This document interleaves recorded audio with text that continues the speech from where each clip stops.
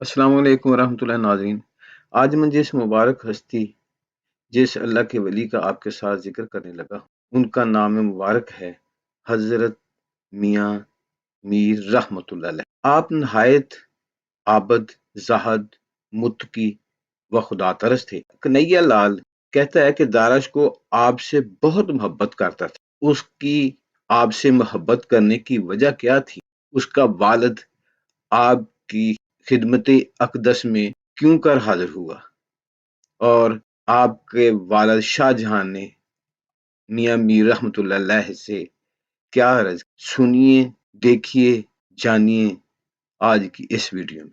नाजरीन, दारश को मियाँ मीर से बहुत ज्यादा मोहब्बत करता था। जहांगीर के बाद जब शाहजहां हिंदुस्तान का बादशाह बना तो जिंदगी पुरसकून गुजर रही थी। अचानक शाहजहां का बड़ा बेटा दारश को बीमार हो गया। शाही तबीबों ने कहा, बादशाह सलामत, आप परेशान न हो, मामूली बीमारी है जो हमारे इलाज करने से जल्द ही खत्म हो जाएगी और शहजादा ठीक हो जाएगा।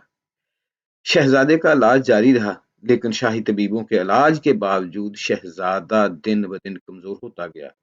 शाहजहां बेटे की बिगड़ती हुई सेहत से बहुत परेशान हुआ। उन्होंने फिर शाही तबीबों को बुलाकर मजीद बेहतर दुआ देने का हुक्म दिया, लेकिन किसी भी दुआई का कोई असर न हुआ। शहजादा आहिस्ता आहिस्ता मौत की दहलीज पर पहुंच गया। शाहजहां और मलका मुमताज महल की नींदें हराम हो गई थी। वो दिन रात अपने शहजादे बेटे को एक शमा की तरह पिघलते हुए देख रहे थे। आखिरकार दरबार के उलमा कराम ने शहनशाह शाहजहां से कहा कि आलिजा, इन असरार से मालूम होता है कि बच्चे को कोई बीमारी नहीं। अगर मर्ज होता तो शाही तबीब बहुत ही ज्यादा तजर्बाकार हैं, उनकी मर्ज की तशखीस करके उनका इलाज कर लेते। शाहजहां ने पूछा, अगर ये बीमारी नहीं है तो फिर तुम ही बताओ ये क्या मामला है?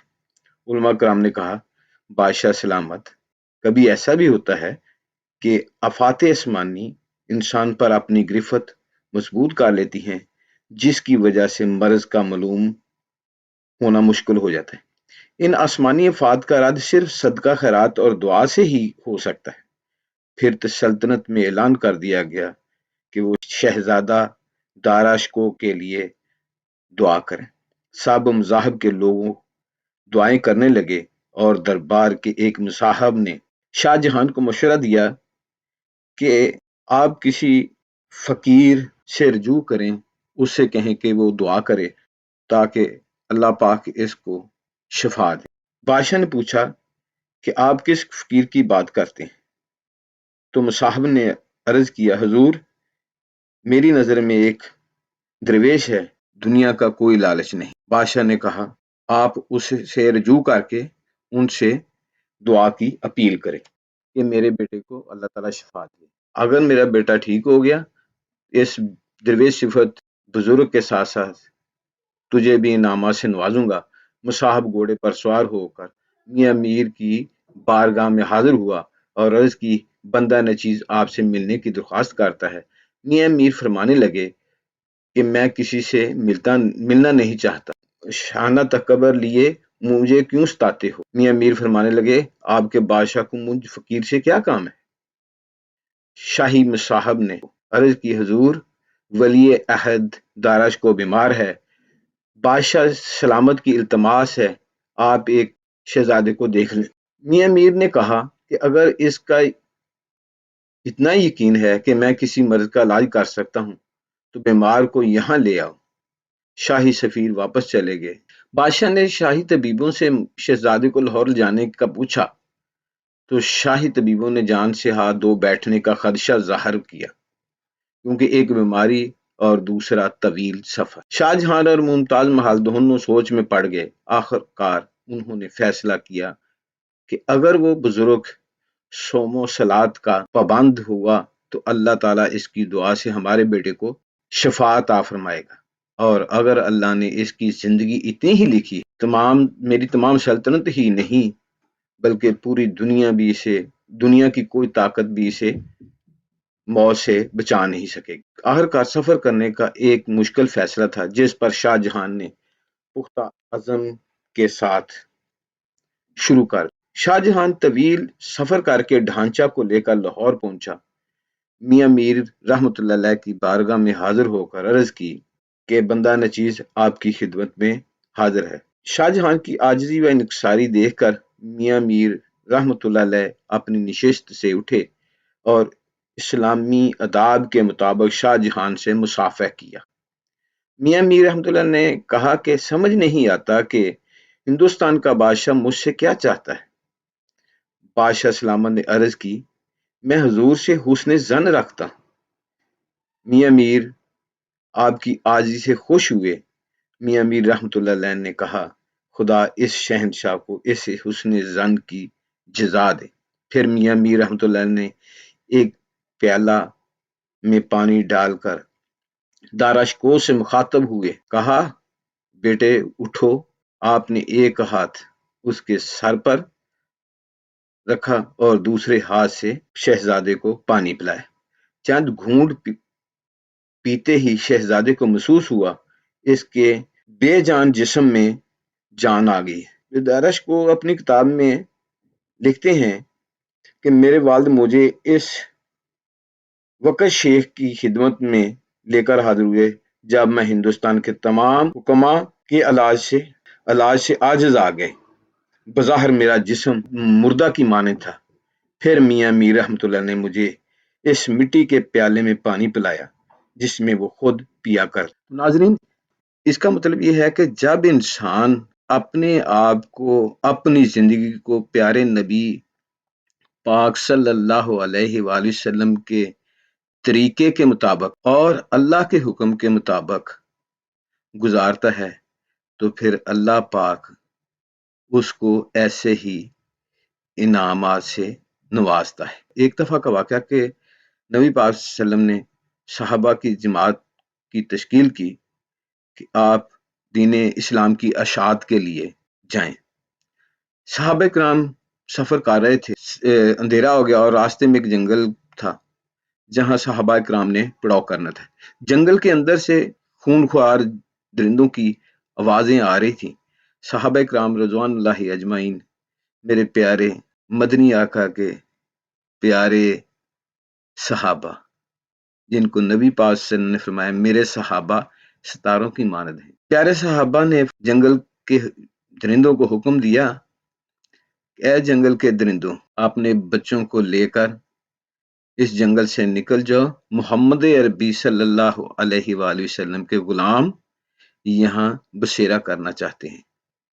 تو کہتے ہیں کہ جو ہی صحابہ کرام رضوان اللہ اجمعین کی بات ختم ہوئی تو جنگل کے درندوں نے اپنے بچوں کو منہ میں ڈالا اور جنگل سے فوراً نکل گئے۔ یہ ویڈیو مکمل نہیں ہوئی، ابھی آپ نے اس کا باقی حصہ بھی تھوڑا سا دیکھنا ہے، پھر اس کے بعد دربار شریف کی جو ویڈیو ہے وہ آپ کو دکھاتے ہیں۔ یہ ذہن میں ہمیں رکھ لینا چاہیے کہ کوئی بھی انسان کسی بھی ملک کا کسی بھی شہر کا اللہ کے حکم کو اپنے پیارے نبی صلی اللہ علیہ وآلہ وسلم کے طریقے کے مطابق پورا کرتا ہے تو پھر اللہ بھی اپنی مخلوق کو اس کے تابع کر دیتا ہے۔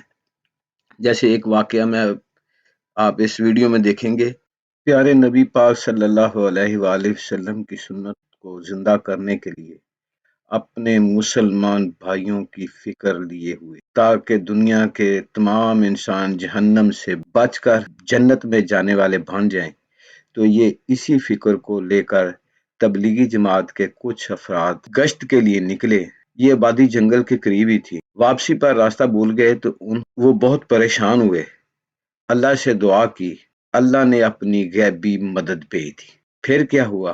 اللہ نے شیروں کو بھیج دیا تاکہ اللہ کے راستے میں چلنے والے ان تبلیغی جماعت والے ساتھیوں کو ان کی منزل پر پہنچا دیں۔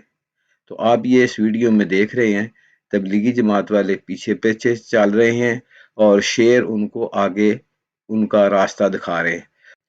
اب ہم پہنچ گئے ہیں مزار مبارک حضرت پیر سید میاں میر سرکار رحمۃ اللہ علیہ پر۔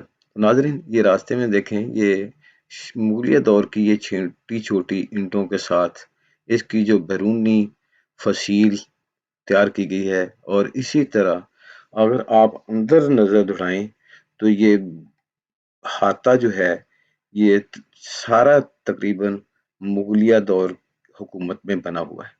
تو یہ اس طرف دروازے کے اندر سے داخل ہوں تو آپ کو بائیں طرف یہ کبوتروں کو دانہ ڈالنے کے لیے یہ حصہ نظر آئے گا، اس کے ساتھ ہی آگے وضو خانہ، ہم نے وضو کر لیا ہے الحمدللہ۔ تو اب ہم آپ کو میاں میر سرکار رحمۃ اللہ علیہ کے مزار مبارک کی یہ ویو دکھاتے ہیں۔ لوگ اندر جا رہے ہیں، ابھی ہم بھی اندر جائیں گے، دعا کریں گے الحمدللہ انشاءاللہ اللہ پاک ہم سب کی دعائیں قبول فرمائے۔ اور جب آپ چبوترے پہ کھڑے ہوں مزار شریف کے باہر تو آپ کو یہ سامنے ایک دروازہ اسی طرح نظر آئے گا، اور یہ چاروں طرف خوبصورت سنگ مرمر کے ساتھ یہ مزین کیا گیا خوبصورت مزار مبارک، شاہی دور کی بنی ہوئی خوبصورت مسجد، وسیع و عریض، اور آگے برآمدے، یہ مزار مبارک کا احاطہ، اور یہ میرے ساتھ میرے پیارے دوست محمد عارف بٹ صاحب، یہ اندر کا ویو ہے۔ میں کوشش کروں گا خاموش رہنے کی۔ ابھی میں دعا کرتا ہوں انشاءاللہ العزیز۔ یہ دیکھیں کتنا خوبصورت ہے کام ہوا ہے، ماشاءاللہ سبحان اللہ۔ وارث شاہ وہ جیوندے نے جنہ کیتیاں نیک کمائیاں نے، اللہ پاک ان بزرگوں پر اپنی لاتعداد رحمتوں کا نزول فرمائے، اور ہمیں بھی جس طرح ان بزرگوں نے اپنے حبیب صلی اللہ علیہ وآلہ وسلم کے طریقوں کے مطابق چل کر زندگی کو گزارا، اللہ پاک ہمیں بھی اپنے حبیب کے طریقے کے مطابق زندگی گزارنے کی توفیق عطا فرمائے، آمین۔ جی ناظرین، اب یہ ہمارا واپسی کا سفر شروع، تو امید ہے انشاءاللہ آپ کو یہ ہماری آج کی ویڈیو پسند آئی ہوگی۔ تو اگر پسند آئی ہے، آپ سے التماس ہے کہ ہمارے چینل کو سبسکرائب کریں، بیل آئیکن کو پریس کر دیں تاکہ ہماری آنے والی ہر نئی ویڈیو آپ تک پہنچتی رہے۔ پھر ملیں گے ایک نئی ویڈیو کے ساتھ، تب تک کے لیے اللہ حافظ۔